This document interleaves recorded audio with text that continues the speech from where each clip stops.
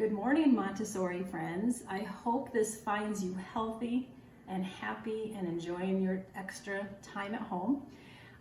We had some great questions on our Montessori Facebook page from friends, and I loved some of our Room 2 friends' questions. Brenna, you asked what's a secret talent that we may have. I love that yours was cartwheels because I know you are such a good gymnast. You're always so flexible when we're doing our stretching and dancing in class.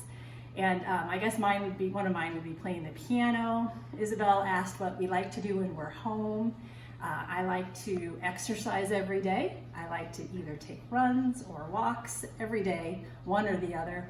I like to do stretching and I like to do strengthening, trying to get my muscles strong, keep my muscles strong.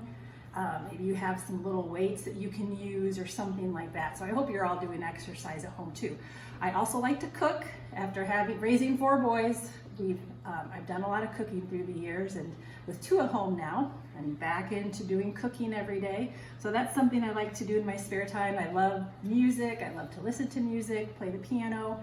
So most days, well, every day, I would say, we're listening to music in some form here at home. And I also like to read books every day. I'm reading something. I'm reading all kinds of books. I like different types of books. I read the Bible every day. So I hope you're all reading every day at home as well. And something that our family likes to do also together is do puzzles. So I'm going to talk to you a little bit this morning about doing puzzles. And most of you, I'm sure, have some puzzles at home. I know a lot of you like to do puzzles at Montessori. If you don't have a puzzle at home, I want to encourage you to make your own puzzle. So to make puzzles, it's pretty simple. You can draw a picture of anything that you would like. I'm going to just draw a house. I'm going to make it brown because our house is brown. And I'll put a roof, I'll put windows. I'm not as good of an artist as some of you, but I will try. I'll put a door on our house. I'm going to put some grass. Our grass is turning green at our house. And I'm wondering if grass is turning green at your houses right now too. I'll put some green grass here. You can draw anything you want to make for your puzzle. Some of us have flowers that are just starting to come up. So I'll put some flowers in the grass and I'll put a blue sky. Let's see if we can get the sky blue. We like blue sky days when the sun is shining, don't we, friends? So I'll just show you a little bit, a quick picture. I could take more time doing this picture, but I'll just make it very simple with the sun in the sky because we do like sunshine as well. So here's my simple picture of our house.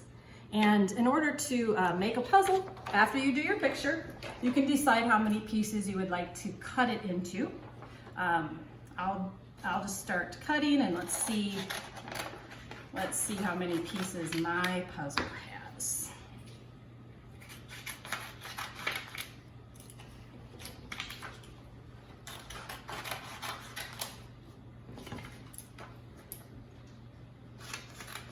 I'll make them big so you can see.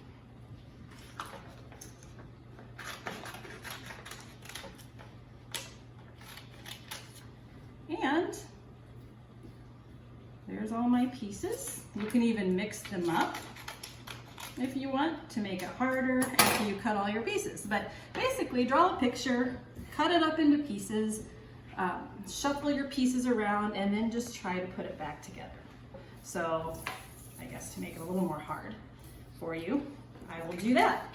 And that is a way to do a very simple puzzle while you're at home.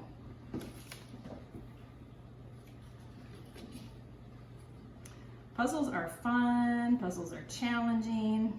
It's just a great way to keep your mind busy. I think it helps you to do your math, to do numbers, helps your brain grow strong and grow smart. There's my puzzle. So I would encourage you all to do your own puzzles at home and do your own pictures. Our 4 boys all liked to do puzzles. They all liked math and science in school and studied engineering in college. So I think it helped just doing puzzles and to help get them thinking about different sizes and shapes in their mind. Most puzzles that you do are either a square shape, which we all know a square has 4 equal straight sides, or they're a rectangle shape, 4 sides, but 2 are short and 2 are long. So most puzzles are square or rectangle. We know we have some at Montessori that are circles, but for the most part we do square puzzles. So I'm just going to give you a little strategy to help you at home that I know I've talked to some of you at school about. When I do puzzles, I always try to have the picture propped up so I can see what I'm doing. I'll show you quick. This was the last puzzle that we did here when all of our boys were home. This puzzle is 500 pieces. This is an Air Force puzzle, so you can see there's all kinds of planes on it. There's a Thunderbird jet plane and there's cargo planes. There's a lot of airmen, people that are in the Air Force. Our 2 older boys are in the Air Force and they're pilots. So they're flying. One's gonna fly jets and one's gonna fly helicopters. So that's why we did this Air Force puzzle. But this one was 500 pieces. And then I'll show you over here. This is the table we do our larger puzzles on. So we have a couple 1,000-piece. We usually do 1,000-piece puzzles.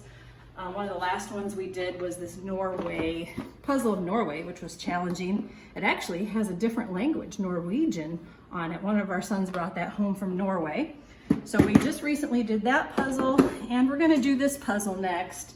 This is 1,000 pieces, and it's a beach with the ocean, because who doesn't like to go to the beach and swim on the ocean, right? That sounds pretty nice right now. So you can see how tiny all those pieces are, and we're gonna start that puzzle, and we're gonna do it right here where this table is. And when we're finished, I will take a picture, and when we're back at Montessori, I will show you how that puzzle looks once it's finished. So when you're doing puzzles at home, and you're doing a typical straight square or straight edge rectangle piece, the first thing I do is I separate the pieces into 3 different piles. So every square or rectangular puzzle has 4 corners. And a corner is when you have 2 straight edges that come together. Like this, it's called a 90-degree angle, and there's 4 corners to each square or rectangle puzzle. So I already pulled out the 4 corners to this puzzle that we're gonna do this morning. So I have my 4 corner pieces, and I want you to see how all of these look the same because they all have 2 straight edges that come together. So 4 corner pieces. So I pull those out first, and then I separate into 2 big piles all my edge pieces. And the edge pieces have 1 straight flat edge to the side. So one side is straight. And then I separate the middle pieces that go in the middle. And if you look at this, the difference, middle pieces don't have any straight edges on them. So this is a straight edge piece and this is a middle piece.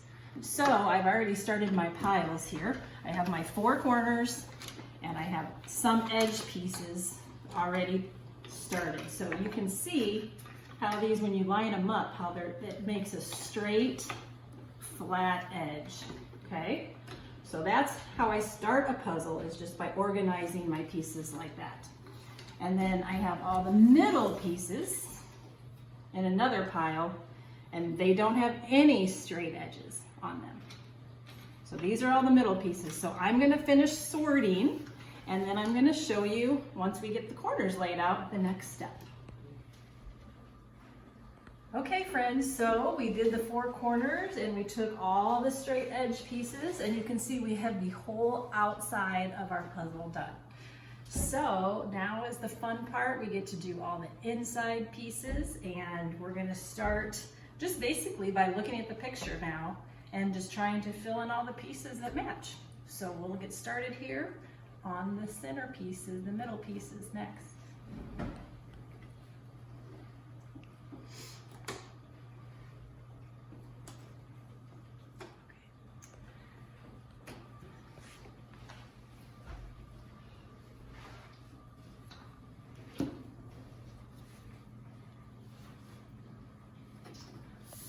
And we did it, friends. We did our video, or our puzzle, and it's all complete. And it's always such a good feeling once you finish the whole puzzle and you have every piece. And it's always a really good feeling knowing that you have all the pieces and you didn't lose any, because it's easy to keep our puzzle, or to get our puzzle pieces lost. So that's our puzzle that we're doing, that we did today. Thanks for listening, and I hope that you can make some puzzles or do some puzzles at your homes, and I hope that you are enjoying your time at home. So I miss you all. Continue to obey your parents, and we will see you soon back at Montessori, and I love you all. Bye-bye.